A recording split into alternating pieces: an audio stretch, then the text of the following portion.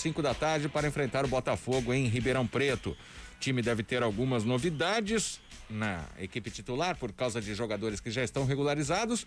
O que nós vamos ouvir agora e ver também, né? Você que está com as imagens, é o Júlio César, que deve começar no banco de reservas, e o jogador fala como agregar nesse time do Guarani. Realmente vem de uma passagem no futebol europeu. Lá o que muda é o ritmo, né? Eu acho que o futebol lá na Europa é bem mais corrido, dinâmico.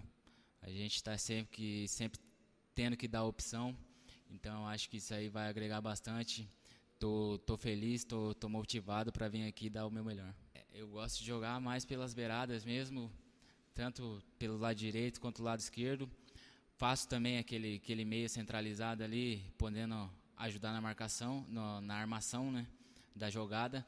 Centroavante é um papel que eu não faço, nunca fiz, então acho que nessa posição aí é só em último caso mesmo, se estiver precisando muito, mas o que eu me sinto melhor jogando é pelos lados do campo.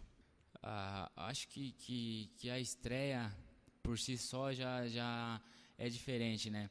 Eu pelo pouco que eu vi aqui, eu confio na qualidade do grupo, sei do potencial de cada jogador, e eu tô vindo aqui para ajudar, para estar junto com eles e sempre procurar dar o meu melhor para mim e para o grupo, em primeiro lugar. O César, que como eu disse, deve ficar como opção no banco de reservas. O provável time do técnico Alan Al para a partida de hoje tem Gabriel Mesquita, Matheus Ludic, Romércio, Ayrton e Bidu, Bruno Silva, Índio e Andrigo. Uma dúvida se joga o Renanzinho mais adiantado ou Rodrigo Andrade como terceiro volante, o Pablo no ataque ao lado de Rafael Costa.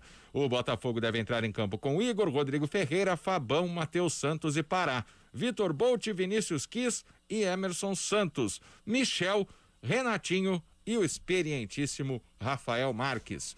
E o que esperar do Guarani, João, depois do que aconteceu, né,